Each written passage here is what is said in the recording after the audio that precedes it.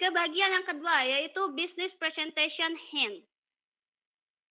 Jadi, nih teman-teman, tadi kan kita udah bahas soal preparation-nya, sorry, soal step by step-nya. Nah, sekarang kita masuk nih, tadi aku pernah singgung soal gimana sih kalau kita dapat pertanyaan yang di luar dari yang sudah kita siapkan gitu loh. Kita tuh udah nyiapin, nih pasti orang-orang nih nanya ini, nanya ini, nanya ini gitu loh. Apalagi nih suka ada nih temen yang rada laknat gitu loh ya. Dia nanyain pertanyaan yang memang sulit untuk dijawab nih sama kita, atau enggak cuman pertanyaan yang ini semua orang juga tahu gitu loh.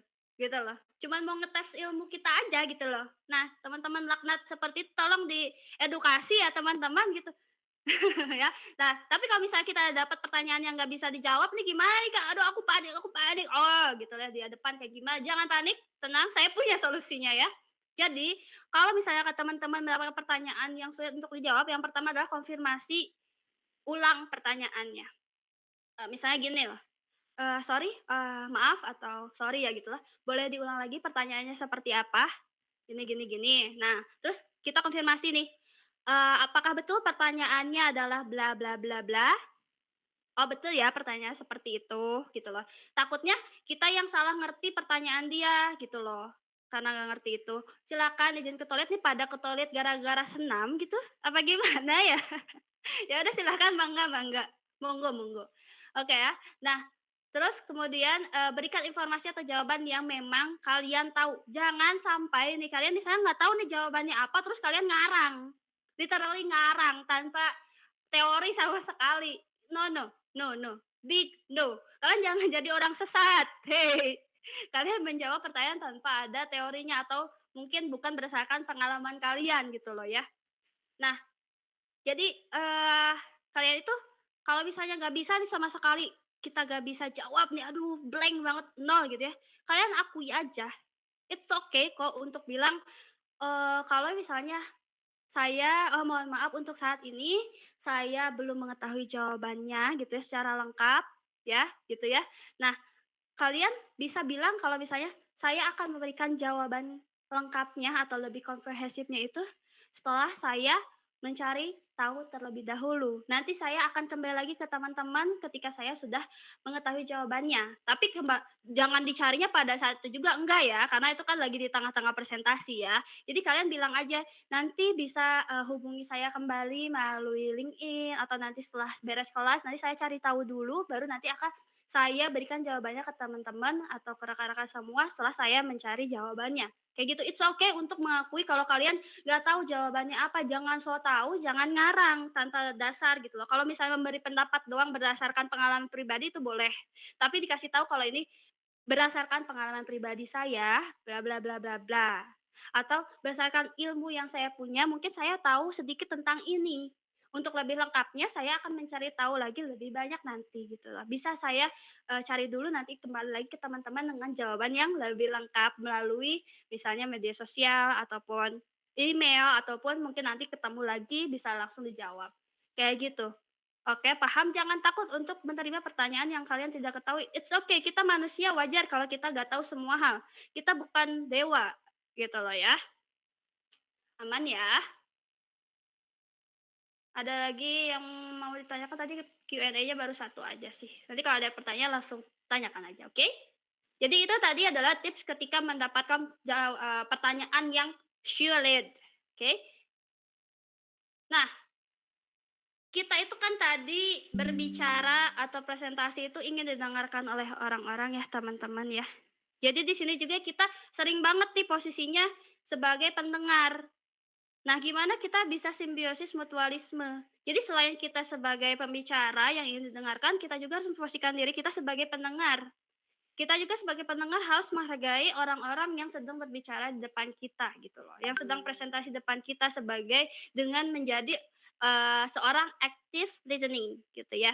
Nah, kita tuh bisa menjadi active listening itu dari beberapa aspek ya, di sini ada kognitif, ada emosional, dan juga ada tingkah laku teman-teman. Jadi yang kognitif di sini maksudnya apa sih? Jadi teman-teman tuh harus memberikan perhatian penuh nih terhadap semua informasi baik yang eksplisit maupun implisit. Jadi maksudnya semua informasi yang disampaikan oleh rekan kalian yang sedang presentasi itu harus diperhatikan gitu loh. Karena itu pasti hal yang penting buat kita ataupun kalaupun belum penting saat ini mungkin saja penting di masa yang akan datang. Jadi kita harus terbuka, harus mendengarkan dengan jelas apa yang disampaikan oleh presenter, oke? Kedua, secara emosional. Jadi saat kita menjadi audiens yang mendengarkan dengan baik gitulah, tetap tenang, bersimpati selama percakapan, sama, memberikan reaksi. Nih kayak tadi kalau misalnya saya bertanya, saya suruh kalian ikutin gerakan saya, kalian reaksilah, beri reaksi kepada, presenternya. Biar apa? Biar kita saling memiliki, cielah memiliki, bukan memiliki, apa ya, saling connect gitu loh, guys, pada saat sesinya berlangsung tuh nggak cuman searah gitu loh. Nah, yang ketiga adalah tingkah laku. Jadi sampaikan ketertarikan kalian gitu ya, pemahaman secara verbal maupun nonverbal gitu ya kepada, lawan bicara Anda. Jadi kalian tuh terlihat interest lah, teman-teman lah. Kalian gini lah posisinya, kalian sebagai presenter dapat audiens yang nggak mau dengerin kita. Yang nggak mau memperhatikan kita, yang nggak mau memberikan respon, yang tidak bersimpati terhadap apa yang kita sampaikan, tidak mau mendengarkan informasi yang kita sampaikan, sedih nggak? Sedih nggak? Harusnya sedih sih, kalau aku sih pengennya ingin didengarkan gitu loh. Soalnya saya lebih ke yang berbicara mulu gitu loh. Bisa jadi pendengar juga, kita tuh harus bisa memposisikan diri gitu ya. Iya, jangan sedih ya. Jadi makanya selain kita jadi pembicara yang baik, kita juga harus menjadi active listening. Baik dari sisi kognitif, emosional, dan tingkah laku, oke? Saling menghargailah, intinya kayak gitu. Nah, caranya tuh kayak gimana sih teman-teman? Yang tadi saya sampaikan ini aku poin-poin ulang karena biar diingat gitu ya. Jadi pay attention, berikan perhatian full, fokus ya, jangan sambil main ML nge-push rank ya, jangan gitu. Jangan sambil ngedota gitu ya, jangan sambil ngedrakor, fokus ya ke saya ya, kemudian show you are listening. Jadi memperlihatkan bahwa kamu tuh sedang mendengarkan gitu loh. Iya, biasanya kita gesturnya, oh ngangguk-ngangguk, oh tepuk tangan, berarti kan itu kalian mendengarkan gitu loh. Terus ikut kayak tadi, ikut senam wajah gitu loh ya. Nah, berarti kalian mendengarkan itu kalian good listener, oke. Kemudian provide feedback kalau misalnya ada masukan atau apa, sampaikanlah dengan konstruktif, dengan baik, ya. Biar orang yang mendapatkan feedback-nya juga nggak sakit hati, teman-teman, kayak gitu ya. Terus jangan atau apa ya, defer judgment itu hindari memberikan nge-judge di awal gitu. Jangan, eee, "Wah, ini orang kayaknya jutek nih, males deh gue dengerin," gitu. Nggak boleh gitu. Atau enggak, "Wah, ini orang kayaknya malesin deh, ah, janganlah aku nggak mau dengerin lah, ya udahlah yang penting hadir," gitu, jangan kayak gitu.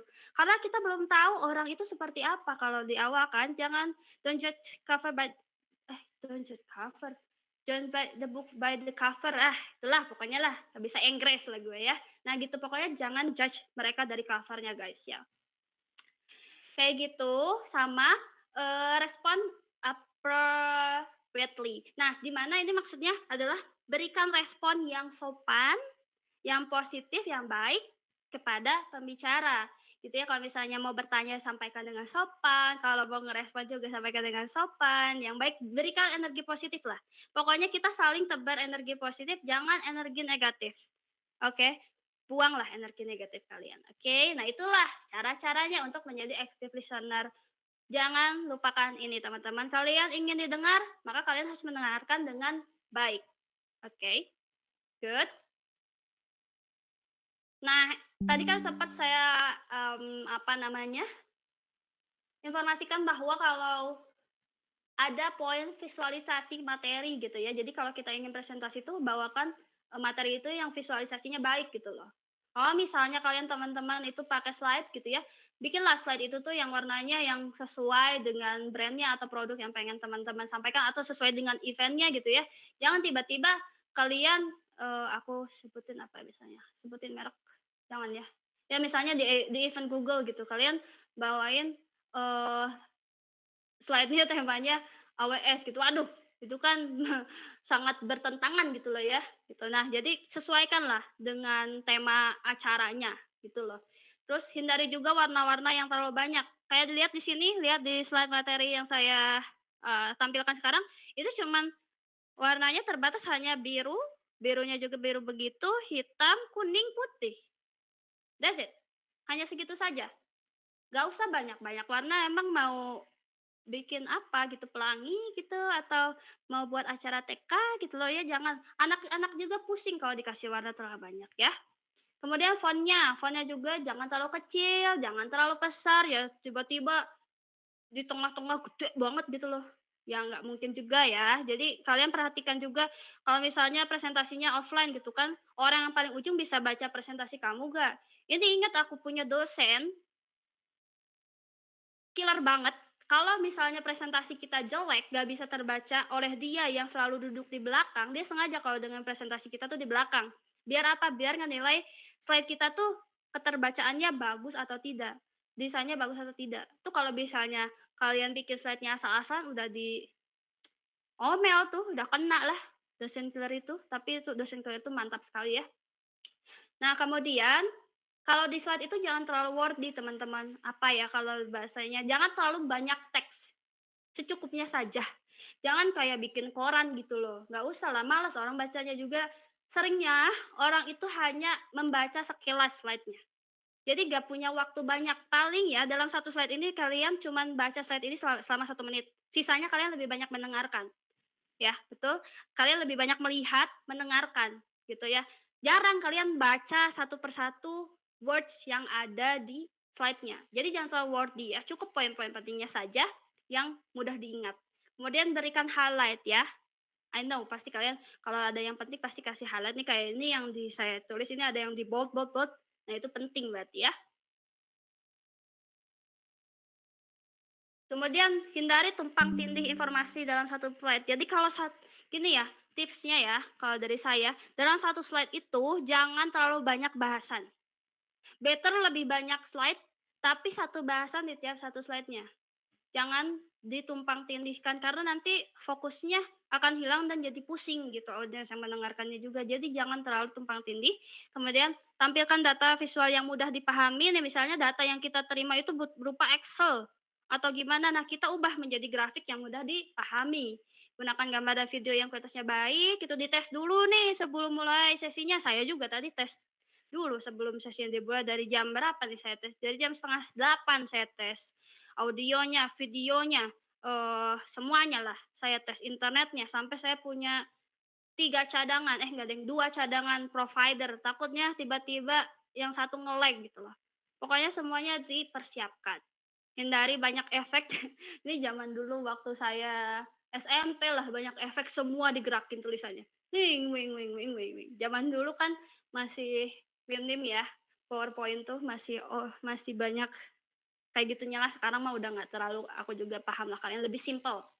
Batasi jumlah slide-nya, sesuaikan dengan durasi. Tadi saya bilang boleh banyak slide-nya, tapi penyampaiannya disesuaikan durasinya ya, kayak gitu. Nah, ini contohnya template slide-nya ya simpel aja, warnanya cukup 3 aja maksimal gitu loh, nggak usah banyak-banyak, poin-poin aja dan keterbacaannya juga bagus gitu ya, nggak usah terlalu wordy, kayak gitu. Dan contoh slide yang saya gunakan juga sudah cukup baik. Nah, contohnya juga ini ada brand guidelines. Biasanya nih, brand-brand besar seperti Google, seperti apa ya, mmm, brand-brand besar lainnya kayak Shopee, Tokopedia, lain-lain itu biasanya mereka punya brand guideline, teman-teman. Jadi kalian nggak bisa asal pakai warna, nggak bisa asal pakai, apa ya, shape yang aneh-aneh gitu loh. Nah, nggak bisa. Biasanya mereka punya guideline-nya masing-masing. Kalau misalnya nih, siapa tahu nih di masa depan kalian jadi pegawai suatu perusahaan yang besar, yang big company gitu, terus harus menjadi pembicara di acaranya Google, coba kalian perhatikan brand guideline-nya, karena mereka punya dokumen khusus kayak di sini contohnya aku taruhkan link-nya contohnya ya, karena mereka punya aturan-aturan sendiri untuk bisa, speaker-nya itu menyampaikan presentasinya. Jadi jangan boleh asal, karena nanti kalian bisa diprotes lah gitu loh, kayak "Aduh, Mas, tadi presentasinya kayaknya mengandung unsur bla bla bla yang tidak sesuai dengan brand guideline kita." Nah, itu harus diperhatikan, oke? Nah, ini contoh mood board decoding for university, kita juga menggunakan warna-warna ya yang match, dikit aja, terus di sini juga ada tipografi dan segala macam, ini sebenarnya tidak terlalu kalian perlukan banget, tapi ini hanya for your information ya, setiap company itu punya yang kayak gini, punya color yang mereka selalu gunakan, punya jenis font yang biasa mereka gunakan di setiap, eee, iya silakan boleh Dinda ke toilet, nggak usah diantar ya. Ya udah. Nah, jadi, tadi balik lagi?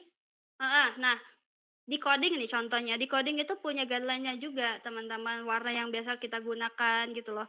Meskipun di coding punya campaign banyak dan tiap campaign warnanya beda-beda, nah tiap campaign itu juga punya guideline-nya masing-masing, jadi nggak boleh asal ya teman-teman kalau misalnya jadi speaker nanti di suatu event ataupun acara tertentu, kalian tanya dulu aja ada guideline-nya nggak sih, gitu loh. Oke, sampai sini ada yang mau ditanyakan? Kalau enggak aku tanya. Aku mau nanya